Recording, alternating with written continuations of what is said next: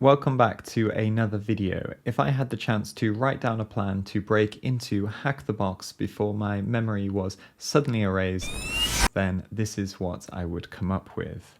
HackTheBox is of course a tough but rewarding platform, but if you're willing to put in the work, take the right approach, then it's definitely worthwhile. On top of a methodology, I'll also be sharing which boxes I think you'll get the most out of when you're just starting out, and some key resources that you'll need along the way. Cyber attacks that leverage weak or stolen passwords, credentials, and secrets are the world's most pervasive cybersecurity issue, and that's why I trust Keeper. Keeper Security's next generation privileged access management solution delivers enterprise-grade password, secrets, and privileged connection management all in one unified platform. Unlike CPAM solutions, Keeper is fast and easy to deploy, agentless and clientless, and has no implementation fees. Plus, Keeper is FedRAMP authorized. You can start your 14-day free trial at keeper.io/TCM, and of course, there is a link in the description below. As always, if you enjoyed the video, don't forget to like and subscribe, and let's dive in. First up, we're going to start with what you need to know. And of course, when you start out with any kind of CTF challenge, you're probably going to feel a little overwhelmed. So let's make a pre-CTF or pre-HackTheBox checklist and talk about the relevant resources that we can use to tick these off. Of course, we need a stable hacking environment. So you can go ahead and download VMware or VirtualBox, install Kali Linux, and make sure that you have a stable working environment to get started with. I don't really recommend Parrot as it's just not as stable, and I've had some issues with it in the past, but of course it's 100% your choice. If you need a step-by-step guide on how to set up a VM, then you can check out this video here, and Heath will walk you through the entire process. Next, we need a good way to take notes, and personally I use Obsidian, and once again there's a video here on the best note-keeping apps, so feel free to check that out. Once again, it's your choice, use the application that clicks with you. Moving on to our next item, we'll also need a methodology or at least a thought process to follow to stop us getting lost and falling into every single rabbit hole. And this will develop over time, but if you use the study approach that I outline in the next section, then this will be a good starting point for you. We also need knowledge on how to use key tools like Nmap and how to find and use exploits, how to catch shells, etc., etc. And finally, we need some good resources to explore common vulnerabilities and attack paths like hack tricks and payloads, all the things. Access to write-ups that are going to help us study effectively is also really important, and for HackTheBox you can't go wrong with IPSec and the Beyond Root blogs by 0xDF. So now we've got the foundations down, how do we progress from here? I think that there are three key components that we should aim for. First, we want to practice efficiently, and that means setting achievable goals as well as using an approach that helps us continually move forwards. Ideally, you'll have at least an hour a day to dedicate to your HackTheBox practice, so for your first 5 boxes, I recommend following the IPSec walkthroughs and solving it at the same time. Make sure that you run all of the tools, read all of the output, update your notes, and each one should take about an hour. So let's say if we do 1 box a day for 5 days, and the boxes I suggest you start with are Lame, Active, Grandpa, Shocker, and Swag Shop.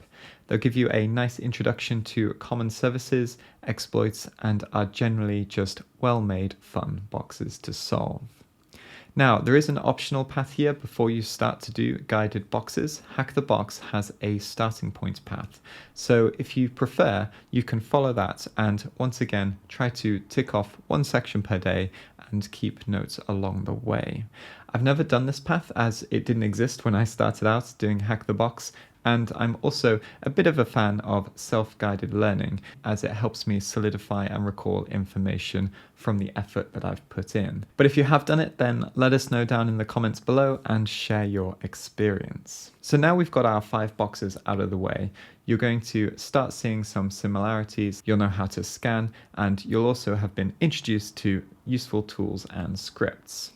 So we're going to slow down just a little bit, but actually start trying to solve things ourselves. We'll attempt to dedicate about an hour to each flag, so go ahead and set yourself a timer for 30 to 40 minutes.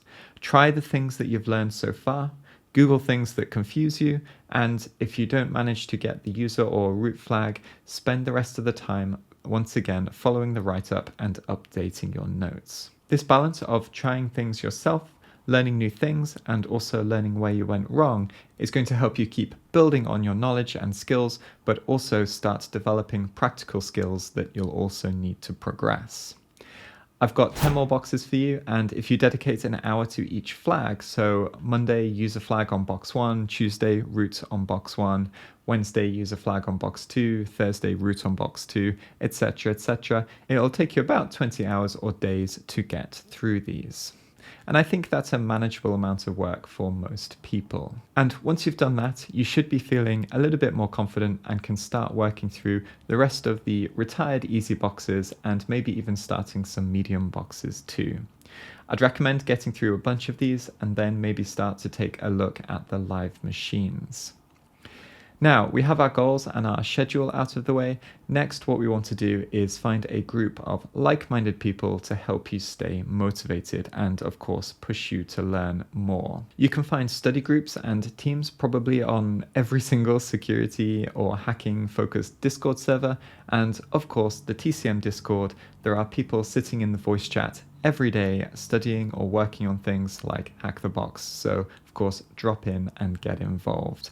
Ask around and get to know people. And finally, just a reminder, this is something that we always talk about and is key to your success, and that is consistency. You're not going to get good overnight, and generally speaking, 10 one-hour sessions is better than one 10-hour session. But a few months down the line, what will happen is you'll pop a shell with ease, and then you'll suddenly realize how far you've progressed, and it'll be a great feeling, I promise you.